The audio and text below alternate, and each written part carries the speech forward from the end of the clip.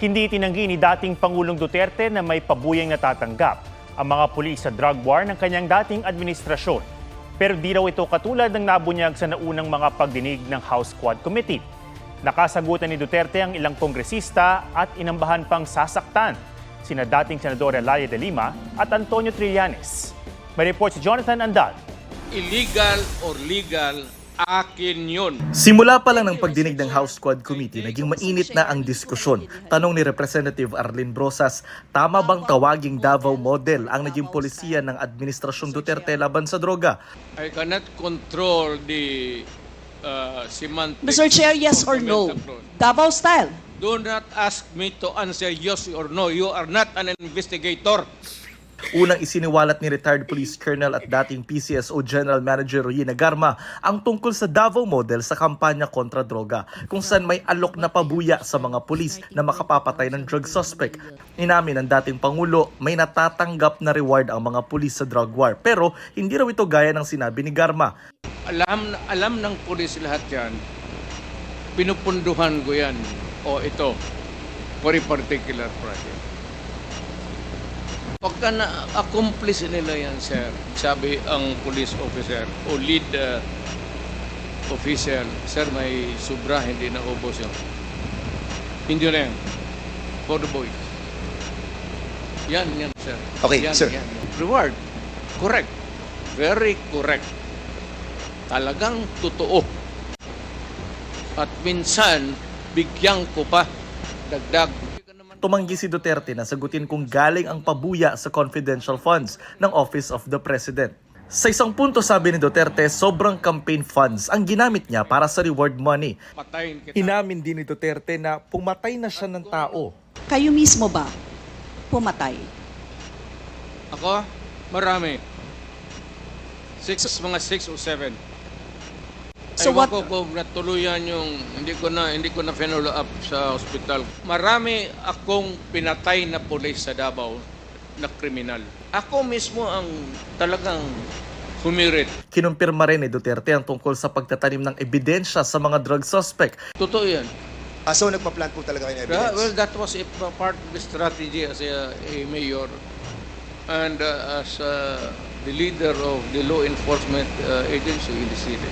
Iniutos din daw ni Duterte ang pagpatay sa mga manufacturer at distributor ng droga, pero hindi raw sa mga drug addict. Nang tanungin sa pagkakasangkot ng dati niyang economic advisor na si Michael Yang sa droga, Kung buhay pa yan, ibig sabihin, hindi yan durugista. Hindi ko itataya yung pagkatao ko. Mayor, presidente. So it seems like parang naging mafia po ang gobyerno natin nung nakarang administrasyon. And Michael Yang is out there. He has not been arrested. Wala namang dossier na pinapakita sa akin. Kung mayroon ako na ang pumatay, hindi na kailangan ang pulis. pagsapit ng gabi, lalong uminit ang diskusyon. May puntong inambahan pa ni Duterte si dating Senador Leila de Lima. He's lying when he said that he does not know Laila de Lima. Iba ng hairdo niya eh. I'm just reminding the Pati yung kulay ng resource buhok. person. So, the next to interpolate, Sasampling Uminit din ang ulo ni Duterte kay dating Senador Antonio Trillanes nang ungkatin ang plunder case na inihain niya kay Duterte noong 2016. Nung una, si Duterte mismo nagsabing pipirma siya ng waiver para masilip ang kanyang bank account. kung may totoo lang maski isa, I will hang myself in front of you. You can summon, I will sign a waiver, all banks. Kung may isang totoo lang nakiting, I will resign and I will ask my daughter to resign and everybody in the family. That is my guarantee. I will sign it, the document, tomorrow.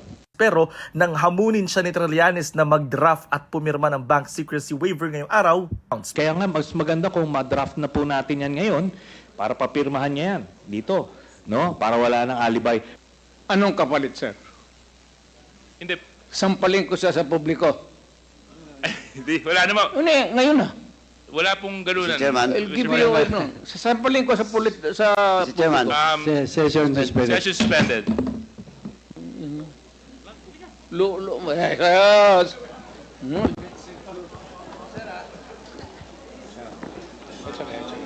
sabi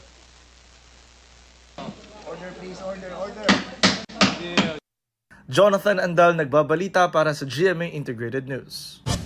Handa raw si dating Pangulong Duterte na humarap sa investigasyon ng International Criminal Court o ICC. Hamon pa ni Duterte sa ICC, bilisan na at pumunta sa Pilipinas sa lalong madaling panahon. Ang mga pahayag na yan ni Duterte sa Quadcom taliwa sa ilang ulit niyang pag-iit na walang jurisdiksyon ng ICC sa Pilipinas. Muli ring inako ng dating Pangulo ang mga nangyaring patayan sa giyera kontra droga ng kanyang administrasyon. Kung mapapatunayang guilty, handa raw siyang makulong. I'm asking the ICC to hurry up and if possible they can come here and start the investigation tomorrow. This issue has been left hanging for so many years. Baka mamatay na ako, hindi na nila ako maimbestiga. Pagpunta na sila dito bukas, umpisahan na nila ang investigation. And if I am found guilty, I will go to prison and rot there for all time.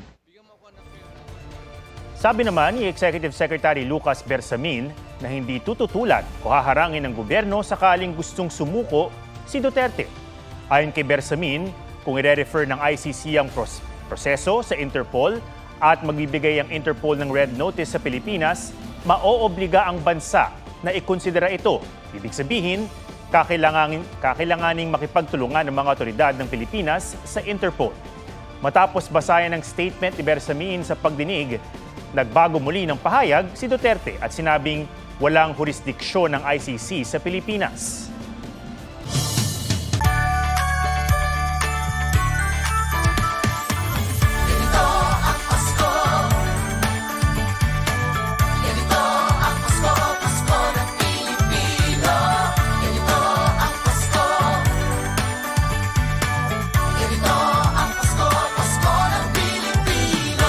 Yan, hello guys, this is Alvin Richards and for today, samahan nyo kaming magbukas ng elevator. For today, samahan nyo kami as we shoot our Christmas Station ID for 2024.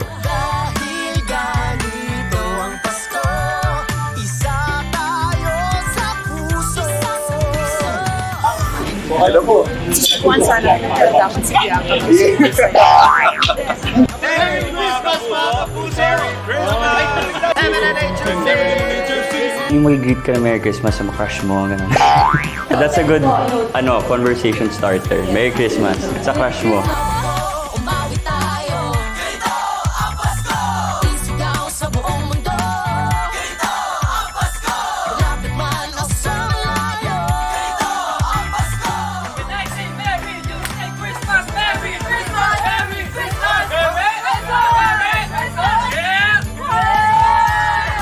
Camera na tayo. Isa lang, halo. Okay na. Thank you. Mag-Christmas party namin. Bye! Merry Christmas mga kapuso!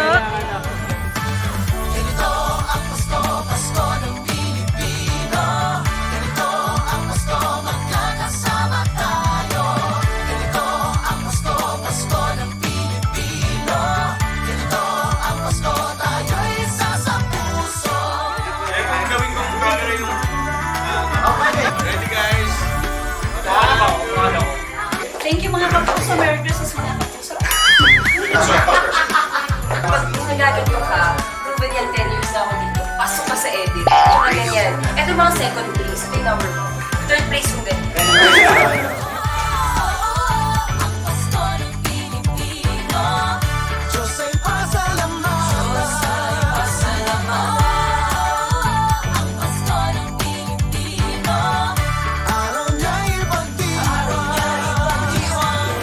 Christmas, mga kapuso! Merry Christmas mga kapuso! Merry Christmas! Merry Christmas, mga kapuso! Merry Christmas mga kapuso! Merry Christmas mga kapuso! Ang Pasko ng Pilipino. Diyos ay pasalamatan. Ang Pasko ng Pilipino. Araw niya'y ipagdiwang. Merry Christmas, mga kapuso! Merry Christmas mga kapuso! Merry Christmas, mga kapuso! Merry Christmas mga kapuso! Merry Christmas! Merry Christmas mga kapuso! kapuso! Merry Christmas, mga kapuso! Merry Christmas, mga kapuso!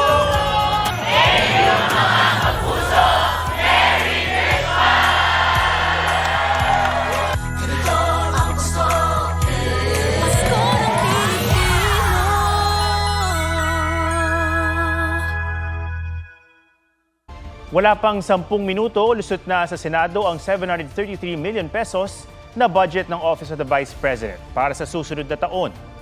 Dumalo sa budget hearing si Vice President Sara Duterte. Anya, pinapaubay na niya ito sa Kongreso pero umaasa siyang may babalik ang proposed budget nilang 2 billion pesos. Kung di may babalik, nasa 200 personnel daw nila ang posibleng mawala ng trabaho. Maging si Senator Bongo, sinabing direktang makakaapekto ang budget cut sa serbisyo ng OVP. Pag-uusapan daw ito sa period of amendments.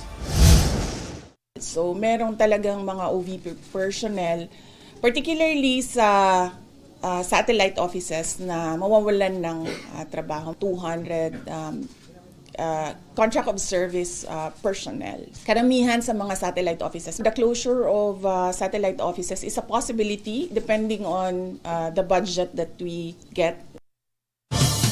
Naghahanda na namang lumikas ang ilang taga-Isabela at Cagayan dahil sa panibagong bagyong Ophel.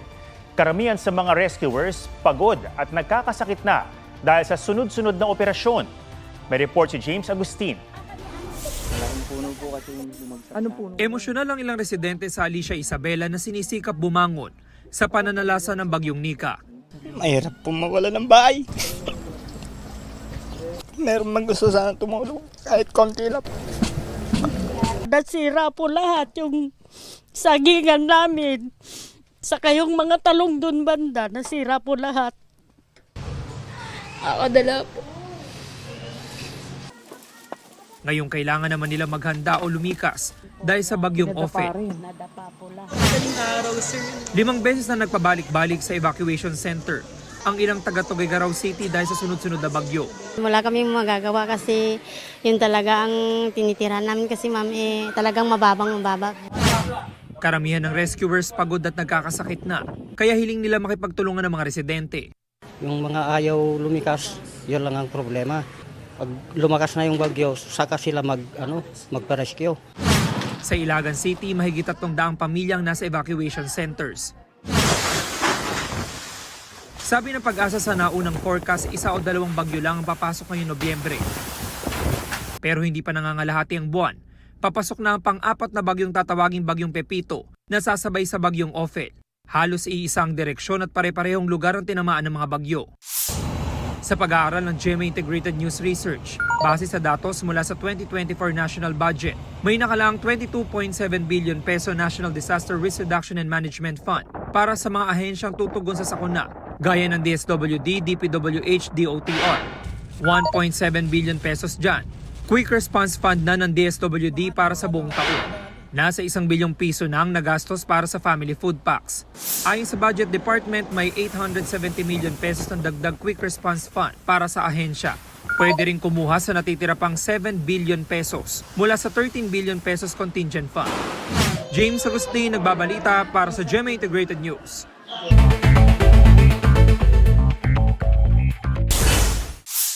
Kampo ni retired Police Colonel Roy Negarma, iginiit na hindi siya magtatago sa Amerika. Ayon sa abogado ni Garma, matagal ng plano ni Garma na bisitahin ang mga kaanak at magpahinga roon. Nakatakda raw humarap si Garma sa pagdinig ng Senado at Quadcom pagbalik. Kaugnay sa visa ni Garma, pinayagan siya makalipad kasi wala naman daw problema rito. Palaisipan sa kanila kung bakit hinarang sa Amerika si Garma at kanyang anak. Wala raw dahilan para kanselahin ang visa ni Garma dahil walang kaso sa korte laban sa kanya.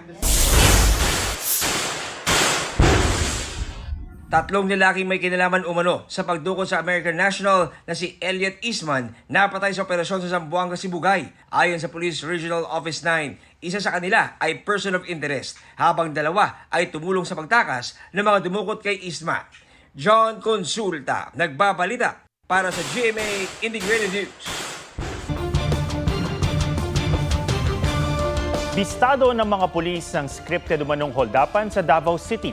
Sa kuha ng CCTV, makikitang inilalagay ng babae sa isang bag ang nasa 500,000 pesos na pera nang pinapasukan siya o nang pinapasukan niyang opisina. Sa isa pang CCTV video, kita ang paghablot ng riding in tandem sa bag ng babae. Nagpa-blotter sa mga pulis ang babae, pero nang di magtugma ang sumbong ng babae sa pahayag ng mga saksi, nabistong kasabwat at kasama pala siya sa pagpaplano ng holdapan. Inaresto siya at 2 kasabwat na kabilang ang kanyang kasintahan. Kulang na ng 69,000 pesos ang na-recover na pera. Patuloy na tinutugos ang kasabwat nilang rider. Lumabas sa isang pag-aaral na mas at risk sa identity theft at ransomware ang mga Pilipinong tumatangkilik sa piracy sites at services. Ipresenta ang pag-aaral na kinomisyon ng Motion Picture Association sa Anti-Piracy Symposium na inorganisa ng Intellectual Property Office of the Philippines, Alliance for Creativity and Entertainment, GMA Network at Globe. Ayon kay GMA First Vice President and Head of International Operations, Joseph Francia, bukod sa negatibong epekto ng piracy sa Filipino entertainment industry, may mas seryosong epekto ang digital piracy sa cybersecurity. Tiniyak din ng Kapuso Network ang commitment nito na itaas ang kamalayan ng consumer sa mga panganib na dala ng digital piracy.